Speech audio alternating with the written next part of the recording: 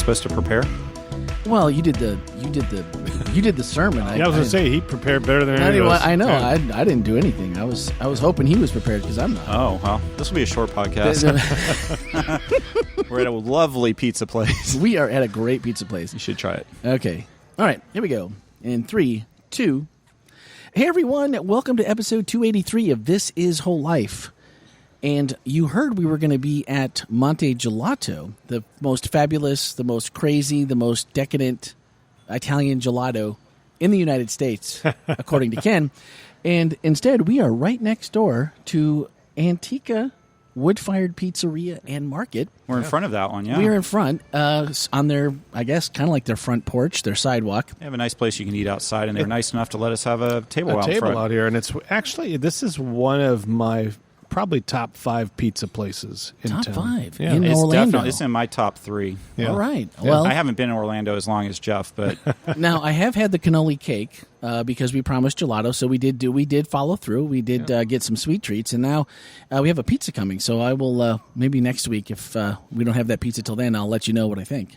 yeah, Not Monte that my Gelato, opinion. I don't know if we mentioned it. It was mysteriously closed. They're supposed to be open, but there's a little sticky note that overrides everything else. Yeah. And so, you know what? When life takes away your gelato, you just have to get pizza. So you have to get pizza. You Well, got to get pizza, and we still came through, right? Right. Because we were paying for a dessert That's from Antica. and Ken was prepared. Ken, this was not just fly by the seat of our pants. Ken did actually talk to the owner. I did. And for whatever reason, which I'm sure we'll be back to find out and see what happened. But I'm just hoping he's still open. That's my big prayer. 'Cause like it's we weren't a little bit too late to help support that business. one day too late. So anyway, we are here, and this week it was number 6 in our Love Is series, and we abandoned our single week confirming of what love actually is. It was flexible. That's what we learned last week. And this week we were back to Love Is Not. You really get the sense, Randy, it really bothers you that the knots. I mean, it really irritates me, Ken. Does it irritate you? It irritated me. Why does it irritate you? Maybe we have to get down to the bottom of that. Well, because because now you've admitted that you're irritated. Oh, so I'm let's irritated. let's figure out why you're irritated. Well, because it's not the actual name of the message series is not Love Is Not. It's Love Is. It's Love Is ... And it can be anything after that. Love is not. It can be, but should it be? Hey guys.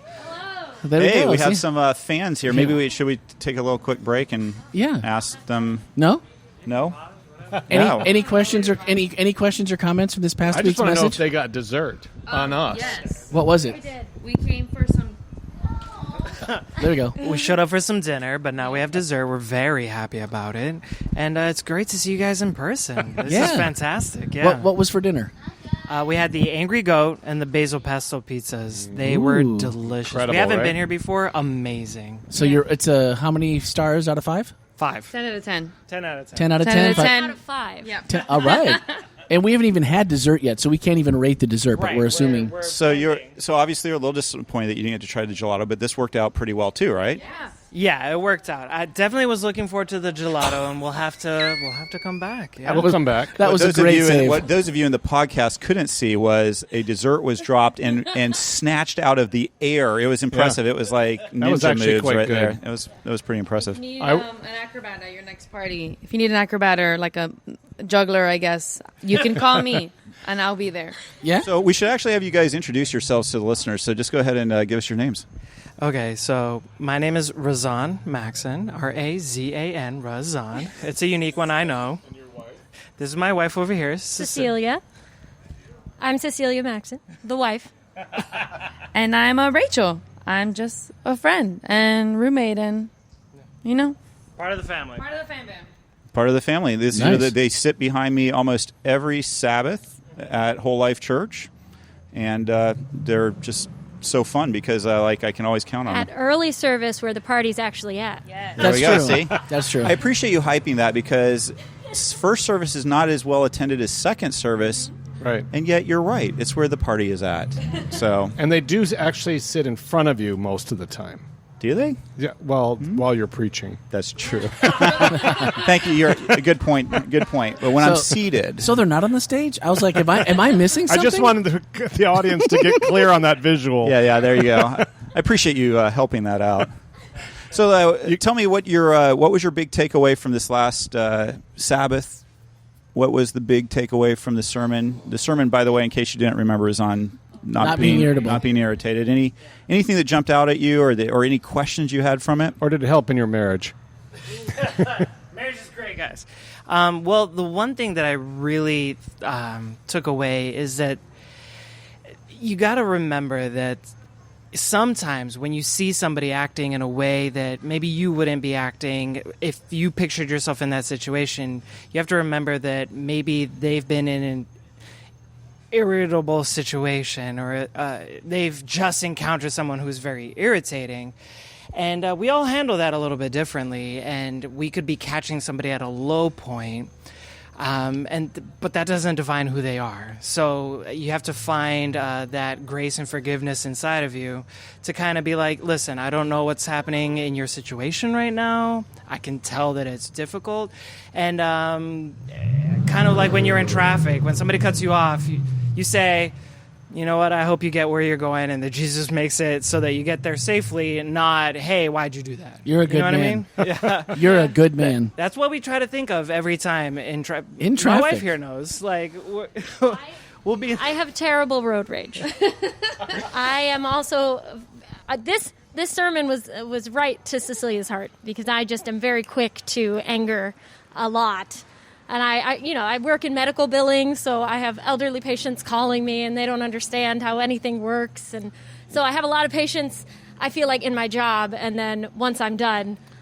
Welcome, Cecilia. My name is Randy. I also have rage issues. We can all relate. We can. You Awesome. came at a really good time, by the way, because these two were kind of at it with each other, and I was getting irritated with them. So thank you for popping by.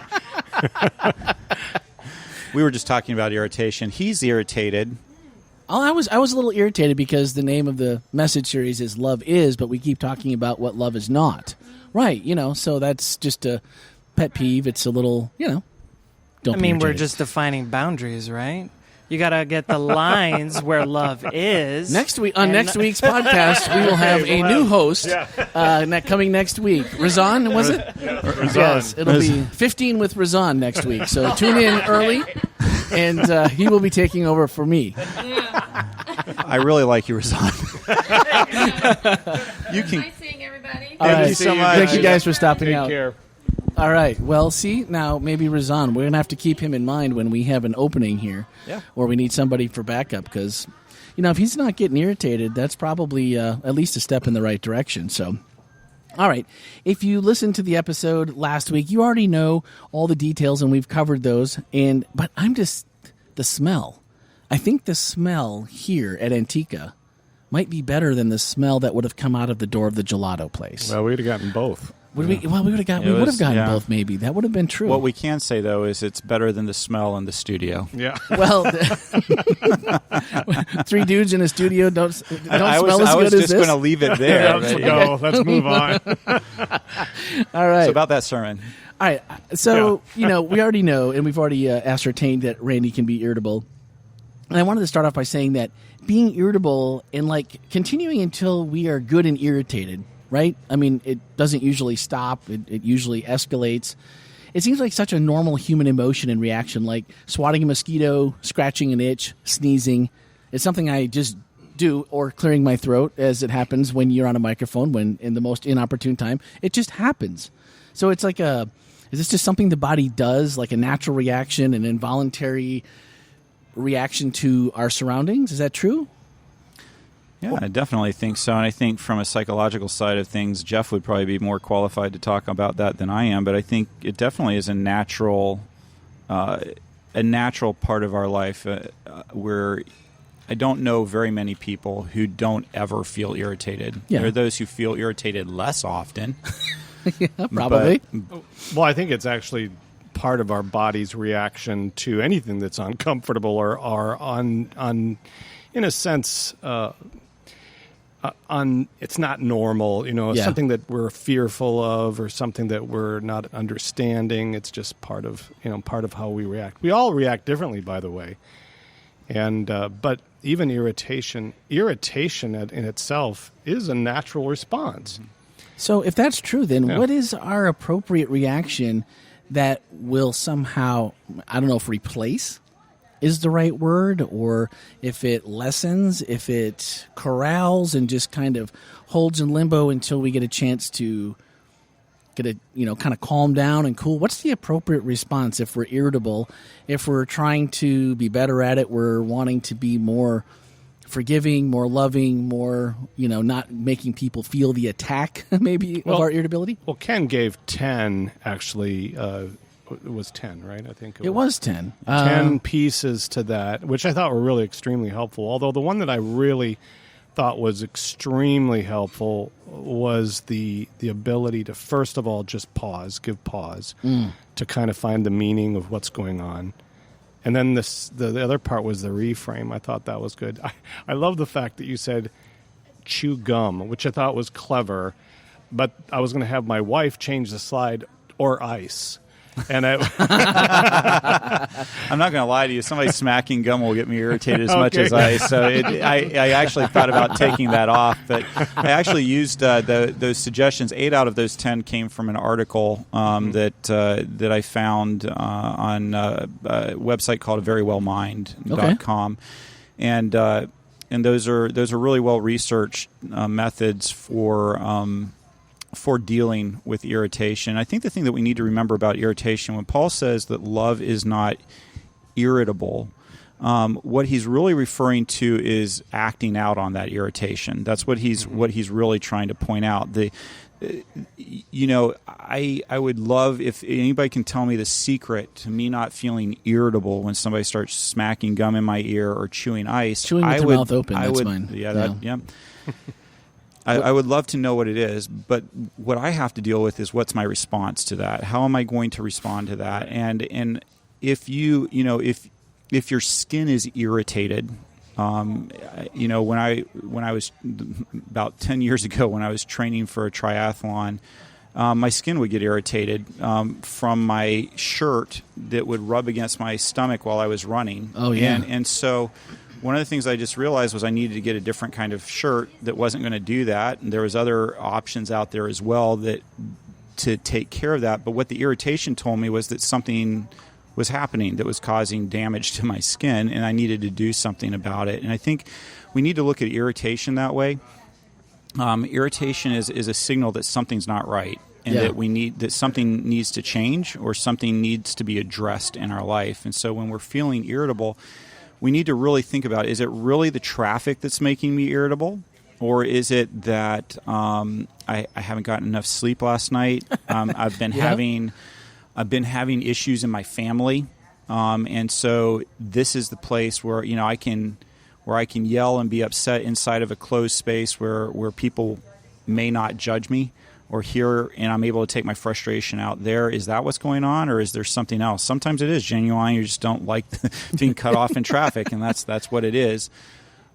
But the point that I hope that people really took away is that irritation is a signal the same way that pain is a signal in the body that something isn't right and that there's something that needs to be looked at and figured out. And so I think irritation can be a very good opportunity for us to really dig into our life and say what's really going on here. Yeah. The one thing that I was thinking about while you were talking about that is that sometimes we could use this to create, in a sense, walls or boundaries. Probably not the best word, boundaries, but we do create walls when we don't want to have a relationship, and we use our irritation as a way of stepping back. And a lot of times what we'll say, well, that makes me mad, or that makes me irritated. Yeah. And we use that as a way of saying, I don't want to be with you. And so there are times when we do need to step into what is going on in our mind and say, what's my main motivation? Is this irritation being used as a way to manipulate myself away from that person? Can I figure out ways to grapple with whatever? Because there's a lot of things that people do just naturally that sometimes may cause some irritation. And I think that's important for us to realize, too, that it's not something that just because it's irritable that I decide I can stay away from that person. So we do need to be mindful of that piece, I think, and what it causes us to do. But most of the time it's a warning of saying, okay, just like you say, the irritation on your skin, it's a great warning sign. Just don't use it as a manipulative tool to break up a relationship. Yeah, I think that's super important. Absolutely. I love to own it. Because I think I know that was the first one on the list, because I think if you don't get the own it part right, then it's always going to be somebody else's problem. That, it was the fool that cut me off that doesn't know how to drive. I mean, hello. Or like you said, that makes me mad. Right. You know that, and it irritates me. So why are you doing it? Your fault. And it's never then a look at the inside to the underlying issues that you probably know you're contributing to, even if it's another person. That, there's this little jab system that we use that it's like, oh, yeah, because we keep score. And I remember the last time I was with Ken. He really got under my skin, and I gave him that little jab, and now that's probably it's probably retaliation for that. And it never stops. Which makes me think that irritation is often responsible for passive-aggressive behavior. Exactly. No, I was just going to say, I think that is where, when we do that, and it's almost just like, I'm going to do it so I can just hang you on the hook over there as I walk by, and then you're helpless because you're probably mad, and you don't want to, and if you're doing what we're all trying to do and being better at this, I don't want to say doormat, but you're almost just going like, okay, fine. You turn the other cheek, you're just do it, and I'll take it. And then that lets the other person off the hook to just keep doing it. And you said this is aspirational stuff. And I'm like, wow, aspirational. Yeah, definitely. Like, it's okay if you aren't great, good, or maybe even salvageable. But I think what I hear in that is it's like, what's an appropriate time frame, or maybe a goal even? Because, I mean, even if it's, let me just work on being, I think you're salvageable in this area, to, well, maybe you're not really horrible at this. Maybe there's hope for you. I mean, is there because it seems like also if we just go, well, yeah, I'm irritable. What about it? I'm trying to get better. I prayed about it. And, that same attitude, how do we know when we're making some kind of progress here? Because I'm like you. I'm sorry. I just put that on you. I'm irritable. And I just go, some days I'm irritated at me because I'm irritable. That should not have made me irritated. And it's me. I'm having a bad day and I know it. And I just took it out on somebody else. Well, yeah. See, there's going to be times when the other person's going to trigger you too. And we do that sometimes intentionally. I think if you're going to want to spin this in a positive way, I think Paul could have said, love is mindful of those around me, because it puts me in a point where I get a chance to say, I need to be a little bit more in check of my irritability, or in check of some of the things that I know trigger or I get triggered by. Those pieces, being mindful of my surroundings and the people around me. So you guys, in podcast land, you don't get to see the air quotes that Jeff just gave us in irritability and the the little smirk that went along with it. So, Ken, did you? No, Ken. I can see this pizza flavor. This pizza smell is wafting right through, out here, and right? I'm watching it go between your nose and your mustache, and I see your whiskers giving a little yeah. I think I'm thinking about pizza. That's okay. Me too. You said irritability can be a sign that a relationship is in trouble. And I was like, yeah, that's definitely true. Seems like we should all be perpetually single and isolated in our own bubbles, no? No. I think Is it not that dire? No, it's not. Okay. Again, the point of irritability, to what Jeff was saying earlier, is that we can either allow it to break relationships or we can allow it to strengthen relationships. And what happens is, if we don't own that we're irritable and we say, oh, I'm not irritable, and I don't know, I'm sure you've done it, I'm sure I know I've done it, and I've had it done to me where I know somebody's irritated, I know I'm irritated, and I'm confronted. What you seeing? Is everything okay? Yeah, everything's good, I'm all right. Yeah, no, you're not, but you're not owning it, you're not sharing it. So I think sometimes one of the more loving things to do, and this is something I do a lot with my kids, hey, I'm sorry, I am irritable right now. This is not you. This is me. Mm-hmm. And I shouldn't be this way, but this is how I'm feeling, and I'm really trying to not snap. So I need to get a little space right now, or I need to.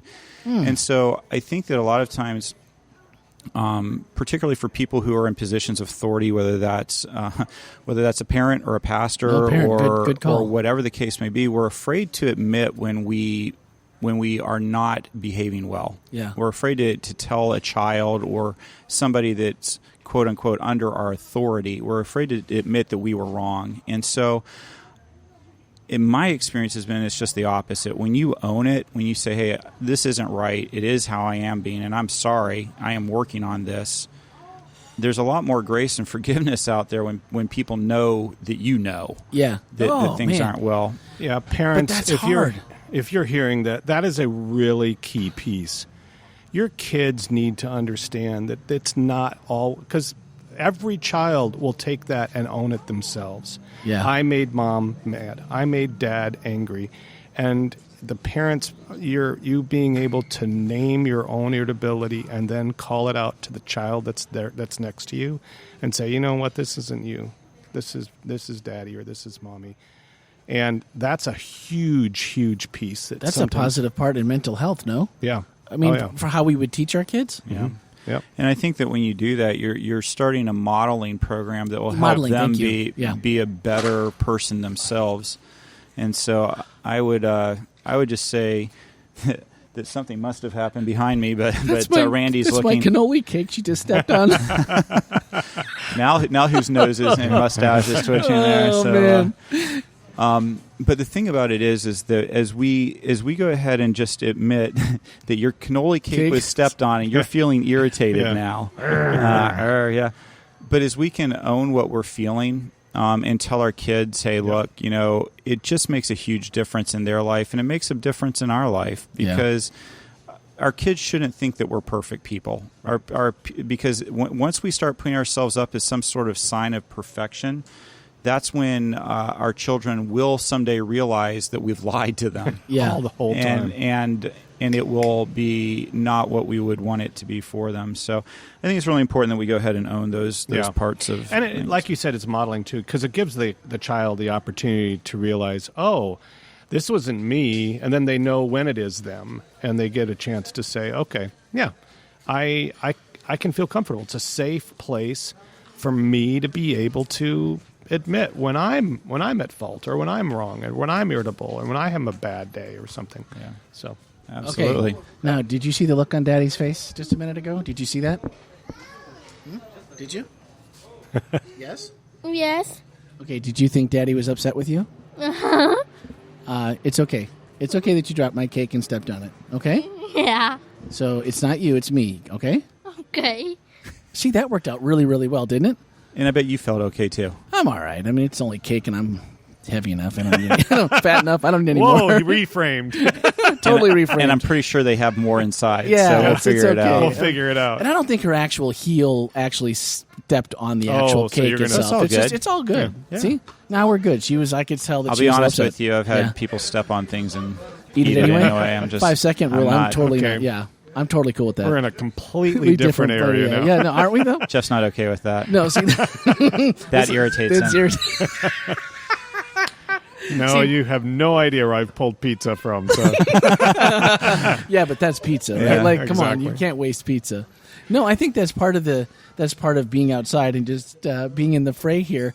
And it's good though. It's immediately as you said that I'm watching her with that, and I'm like, she's gonna drop that on the ground, and I'm getting a little irritated. Like, why don't you? That's not your cake. It's mine. Just leave it there. Why are you messing with it? And then you're telling me this, and then she drops it, and I hear it drop. And then she's a little bit freaked out, and she puts her foot on it, and then she looks over at me, and I'm like, and she's like, right away her feelings are hurt because I'm upset, and she knows that she did something that made me upset, and I'm not upset. She's fine. So Isn't there that you go. crazy that happened? Way to adjust your face. Way to adjust it, right? Yeah.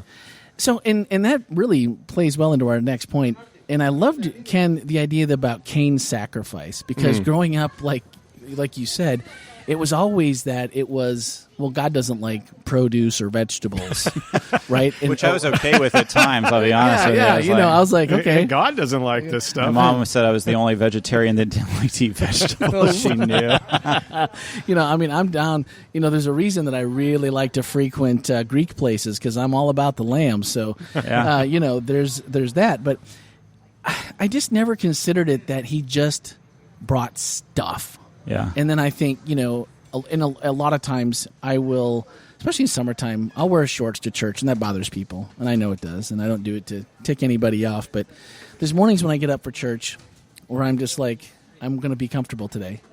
Because right now, the part of me that I can give to God that's good is nothing.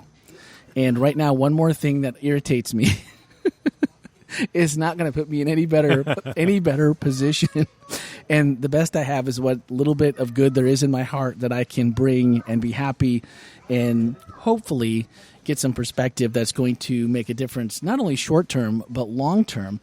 And I just thinking about that totally flips that whole story on its head, because Abel understood that, look, it's the firstborn. This is it. This is the cream of the crop, God. Thank you. And like you said, Cain was just like, drop it on the, here you go. Here's my stuff. And it's like, how many times do we do the same exact thing, and then look how that story ends? And it's just like, it's a little scary, but on the same time, it's like, yeah, bring your best. But that's not easy when you're irritated. It's not, and I think that probably for me the lesson out of that though is not so much. The interesting thing is that God didn't punish Cain for the sacrifice he brought. The Bible just said he had regard for Abel's, but not for Cain's. And what was interesting was what Cain's response to that was when God basically said, "Hey, Cain, you could have done better. You're just really here half-heartedly." Yeah. Cain's response wasn't, "Oh, hey, I'm sorry. Let me think about that a little bit." His response was, "Come on, Abel, you goody two shoes. Come on." Yeah. But that's your point, right? Yeah. Isn't that because you said that's the relationship is in trouble if that's your attitude. Yeah. And that should have been the first thing. Yeah. I think it's all about really how how do you value this relationship, Cain? Mm-hmm. Oof. Yeah. That's a tough one. But then you said, God speaking to Cain, but you must be the master over it. Yes. And then I'm like, okay, well, now I think we've moved past this aspirational stuff you were talking about earlier, and we moved into an answer that lies in a galaxy far, far away. Is there anywhere in the Bible where we're giving the follow-up course study on, being the master over it 101? Is there any place that we should be obvious that maybe I'm overlooking? Because I'm sure that it is. I think the whole Bible is a study on how to be the master over it. I think you can pretty much go anywhere in the Bible and find tips on how to be the master over it. And it doesn't come down to just simply our willpower, but it comes down to us reaching out in faith to God and saying, hey, I know that this isn't the way I need to be, and I want you to help me change. And, it's interesting to me. I've throughout my life, there have been things I've just really tried hard to master and be the master of. And it rarely works out really well for me when I'm trying. But what really works out well is when I turn my life completely over to God and say, you change me on your timeline and in the areas that you want to change me. And that's when I really seem to find the most change in my life. That's when I find God working, and the things that I think need to change sometimes aren't the things that God thinks needs to change right now. Sometimes God says, yeah, that's probably not the way I want you to be, but I also think that you need right now to be more of this. So that's the other part of it for me. Yeah, I think as you oh look my at goodness. Got the angry goat. You couldn't even wait to get you. Is this the angry goat? Yeah, that's the angry goat. Hey, you know what? That honey's pretty good. That's very good. Isn't it? No, I'm serious. What did I tell you? I told you I wouldn't like it, right? I wish people could watch this podcast. I really do too. This is our ADD. Yeah. Coming up. I'm hungry, and I'm watching them open the box, and Gerald's giving it the thumbs up over there, and I'm like, well, I think as we talk about this topic, I think all through the Bible, Jesus is asking us, God's asking us, they're asking us to try to see humanity through their eyes. And I think that's, in a sense, the ingredient that God asks us. Could you just start to realize that I see that person differently than you do? And I want that to be how you see yourself. I like that. And I think that that's the piece that he tried to get Cain to understand. Is I want you to understand, I don't see you as a bad person, Cain. Right now, what Abel did was more pleasing, but I don't see you, or I don't see. Please look at yourself that way, but Cain wouldn't do it. He couldn't see himself. I like that. Because you're right. I think we do think of, and I think we're our worst own enemies. Because if I'm Cain, I'm thinking, well, now I'm irritable because I probably knew I was phoning it in the first place. And because, goody two-shoes brother, right? And so I'm already irritated. And now I'm irritated that God basically called me on the carpet and said, yeah, that's not going to cut it. And we don't always deal well with being reprimanded. But man, if you have that negative self-talk already and you add that on top of it, and then it just compounds. So I think that going back to what we talked about earlier, I think that's the own it part. Because otherwise, man, I know I'm a horrible self-talk person because I expect, especially in a lot of areas where you expect perfection, right? I know how to do this. I'm really good at this. This shouldn't be a problem. Last week I know how to press record on an audio deck, right, Ken and Jeff? I mean, last week we had to record twice, and so you didn't hear Jeff last week, even though we'd recorded a full episode while Jeff was there at the studio. And those kinds of things just get at you. And then the whole week, well, Ken knows the whole week just went to pot, just quick. And then, tonight we get here, Ken's like, you're never going to believe this, but the gelato place is closed. And it's like you start to feel almost like you're jinxing yourself from the possibility when God is just saying, look, just do it again. Just do it again and get it, let's work on this. Let's get it right. And I think it's... God gives us a lot of opportunities to practice. Yep. And, and that's what I think we need to understand is sometimes we think this is God punishing us, but it's not God punishing us. It's giving us a chance to practice. And when we, there's only one way to get better at things, and it's practicing. It's just are repetition. You saying failure is practice? Failure. I'm saying failure is a normal part of the Christian life. You got to swallow your pizza first, Randy, before you can say failure, because there's pizza crust on the back of your tongue. It's really There's good. Also, some cheese on your cheek there. Look at that! My wife got me a napkin. Thanks, guys. I appreciate that. Needs to be videoed. This is why we don't do a video podcast, because then you can't get away with eating pizza. All right, so we know we need to try to do better. We know that this is something that, if left unchecked, can just morph into something really ugly. For someone who is just sitting down and going, oh, a few of these things are ticking boxes that I hadn't thought of before. And so now maybe I go, oh, maybe I do have some tools, however bleak they might be or minimal.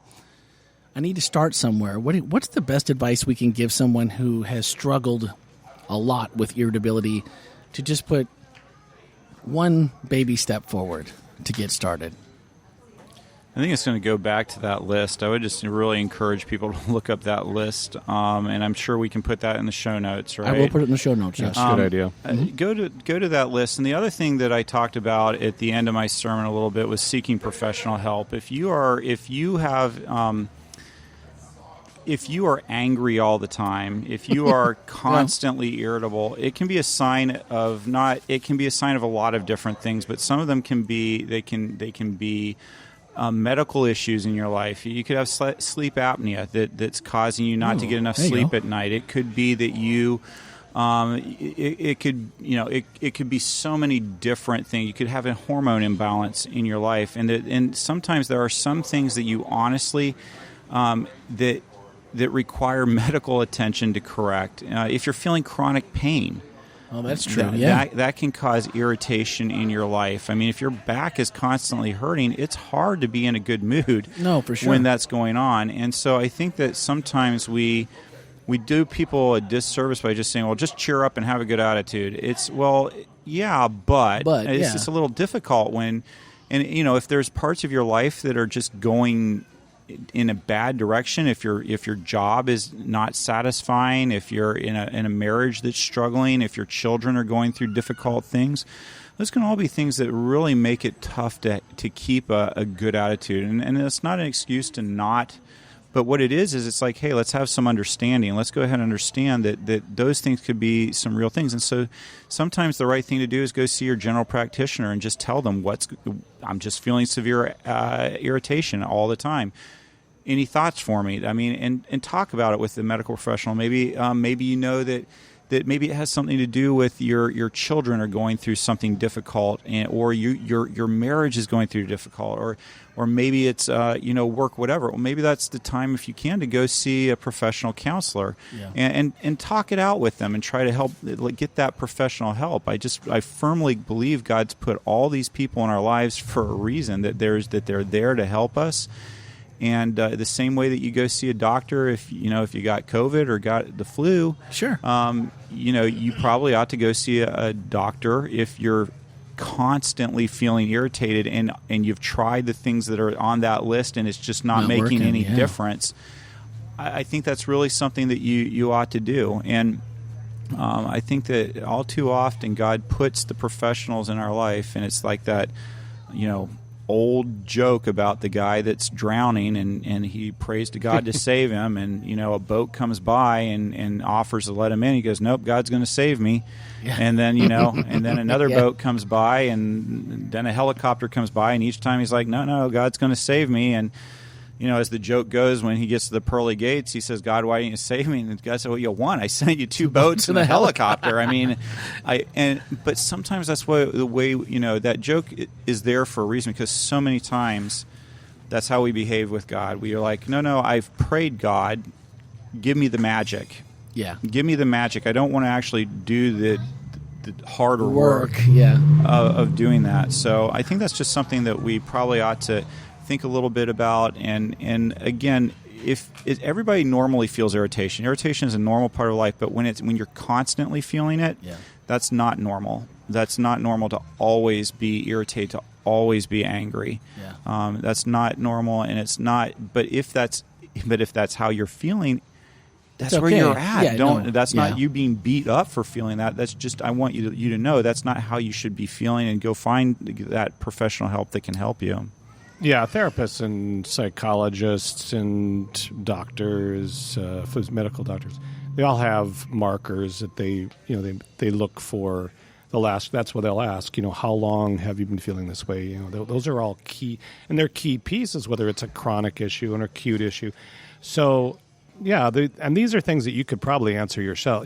And sure. I think the question that you said was, what if it isn't something that, what if it just happens sporadically, and or maybe it happens like when somebody's chewing ice, or and maybe it's not in their minds, maybe it's not very serious, but sometimes and again, Ken mentioned sleep, mentioned some of these sometimes physiological things, but if it's something that you are concerned that's cropping up in a relationship, or you're noticing that you don't like the way you are, when you're at work, or in a particular, where you're kind of realizing it's about this person, or it's about.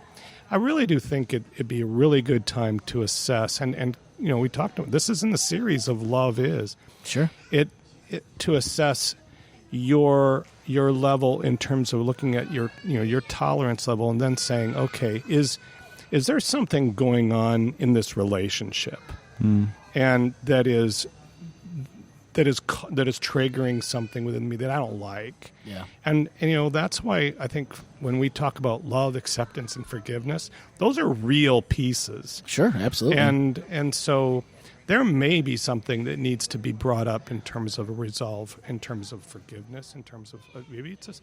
I don't want to blame something on a spiritual issue when it could be a physiological thing, but that's a real thing too.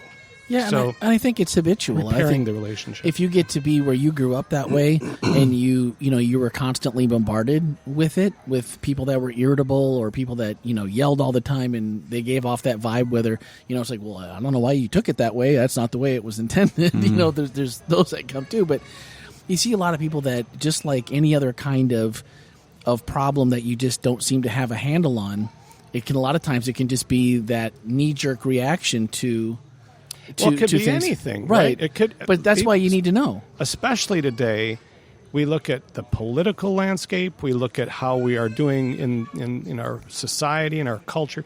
All of these things can become irritable really quickly. Really quickly. Yeah. So I that's what I'm saying. I'm just saying if it's not a physiological thing, and by the way, check those things out. A good psychologist, a good therapist will always ask those questions. Absolutely. To ask if it's physiological or something else.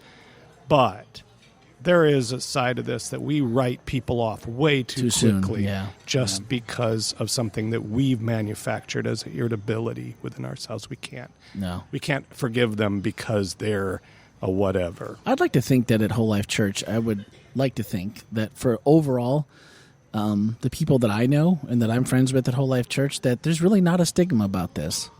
I know people that are in therapy that have talked to me about it, and I don't feel like that's something that, and everyone's different and every situation is different. I'm not trying to minimize anybody's pain but I don't think it's one of those things anymore, at least not at WholeLife, where if someone found out that you were going to see somebody, that it would be something that most people would look down on you for. I guess I just say that as,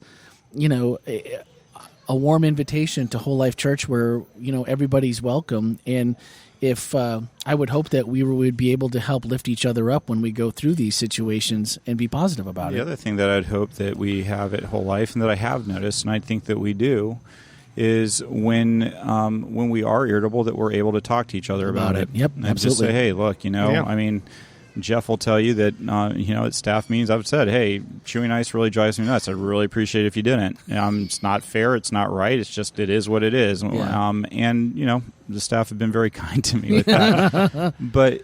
But then there's other things that I think would cause irritation to the staff at WholeLife that I could be doing, right? Yeah. And each one of us has things. And so I hope the same would be said to me. It's like, hey, I'm not saying I'm being rational, but this is irritating me. The way that you're phrasing these things, the way you're saying these things, it would really be helpful to me if you thought about that a little bit more. And I think if we were all willing to listen and care about the other person and care about the relationship more, and that's the point that I guess I really hope that people also are hearing, that I think Jeff is driving home, is that there are the physical things that cause us to be irritable, but there's also the spiritual things it's the spiritual level as well that we have to deal with, and that we have to, in God's words, be the master of. Mm-hmm. Right. Well, I think the 10 things, so definitely go and check those out. Those swipe up, they're in today's show notes.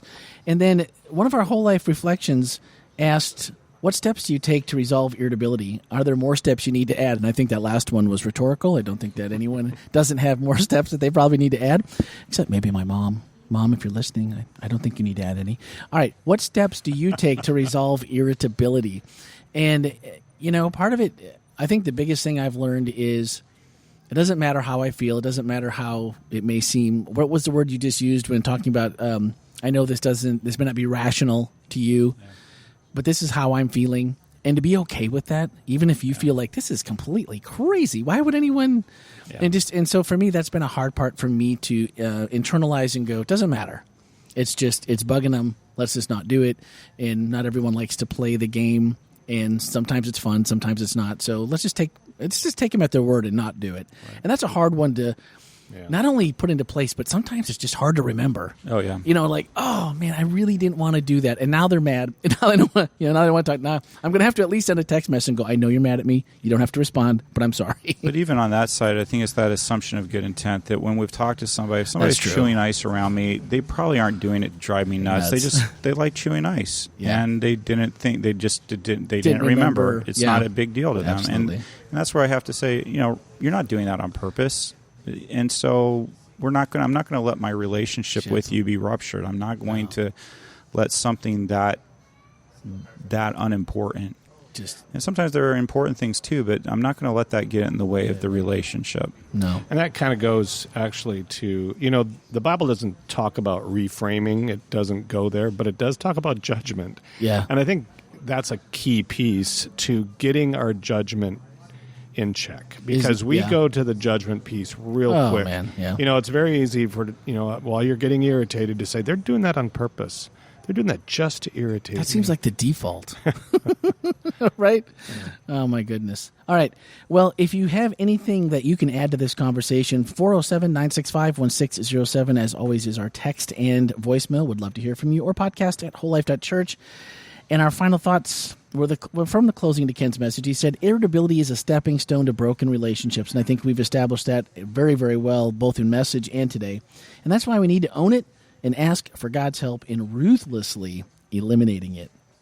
Ruthlessly. That means we're in it to be conscious about it. We're here to be intentional. all in. We're just all in to make it go away. I like that. All right, next week, love is not a grudge holder. We're just still in the knots, people. I feel like Jethro Bodine. Anybody know who Jethro Bodine is? Yeah. Not a knot is a knot. And so I think we've got at least 4 or 5 knots so far. But it is not a grudge holder. So where are we heading? Really excited to talk about this, and I'd be curious. I'd love to have our listeners kind of weigh in on this on social media or wherever this podcast is. If you want to put some thoughts in here, but I have said that I believe that when you read 1 Corinthians 13 verses 4 through 7, you can substitute the word God for love. So love is patient and kind. God is patient and kind. And if I'm really truthful, this one right here is the one that it took me the longest to be able to put God's name into, because when we say grudge, what we're going to talk about in the series when we're this weekend is that the way that it's worded is that love does not keep track of things done to so it does not keep a tally of how it's been wronged. It doesn't keep track of how it's been wronged.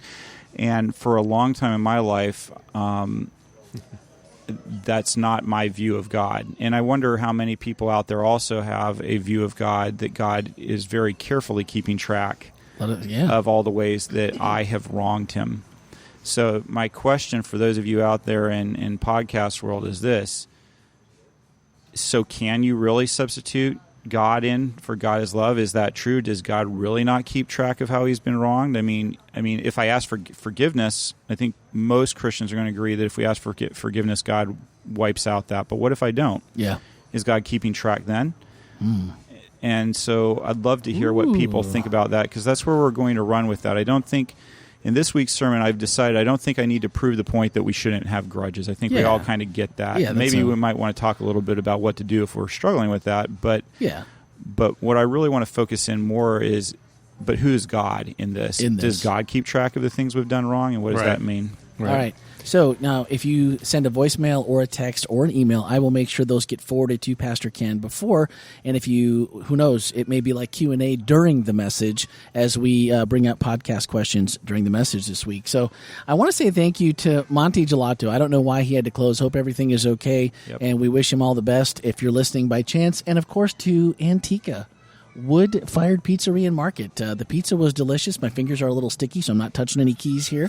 And that honey on top of the pizza was incredible. That was legit. It was so. You think when you read it that's not going to be good, and then you eat it, and it's like, No, and I'm not even a fan. It was a little spicy with was there green peppers, red peppers on there? They're Italian peppers, but they're good. The spice came from the honey. Oh, the spice was from the honey. Oh man, so that was totally I would have not ever ordered that other than your recommendation. But I'm watching them eat this pizza over there, and I'm like, I didn't have lunch. I'm like, you need to bring me a piece of pizza. This is delicious.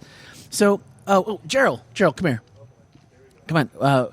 We're as we start to wrap things up, I need one thing here from Gerald. Hold on. So. Was it 2 weeks ago, Gerald just came up to me on the stage and was like, man, I've been enjoying the podcast. Great job. And oh, by the way, you know what you should do? And he gave me an idea, and he reaffirmed that idea. And I don't think I'm going to have time to do it this week, so we're going to push it off one more week. But so he was here because he wanted to see it. And so now I just, Ken wanted to know if he was going to be irritated by our plan. Do you think he's going to be irritated? I don't know. It depends. But if it does irritate him, I mean, hey. It's a growth opportunity, It's a growth opportunity, there exactly. That's awesome. Because Ken was a little worried last week. He's like, am I going to be irritated? I'm like, oh, I'm not sure. Maybe. I'm like, but I think he's going to laugh, right? Yeah, he's gonna have a nice little chuckle, I think. This is awesome. This is awesome. So that is Gerald. If you've ever tuned into our church services and you see some guy sitting on a square box, keeping time for everybody and making it sound good. Cajon? The cajon. The cajon. That's Gerald. That's our guy. So that is he's here. He's been here the whole night. And the cake? How was the cake and the pizza? 10 out of 10. 10 out. Okay, so guys, Look at that. So come out, and even though you're not here tonight, the next time you come to Antigua, it's here in Altamont Springs. I'm going to put the address and the business name in the show notes today. Come out and just let them know that, hey, I wasn't here for the podcast, but I'm here because Are there any of the podcast. foodie religious podcasts out there? I don't know. Maybe Maybe that needs start one. That's what I'm that thinking. could be it. There you go. Okay, well, there you go. Guys, thanks so much for listening. Thanks so much for indulging in our outdoor podcast. We went a little bit longer than normal, but really, really important topic. And I agree with Ken. I don't know if the word excited is what I'm thinking for next week, but I definitely think it's going to be a chance for us to grow. So that's really what I guess that's really the point, right? So that means we have good things ahead. So, all right, we're going to be back again as next Wednesday. Thanks for listening, everyone, and have a fantastic week.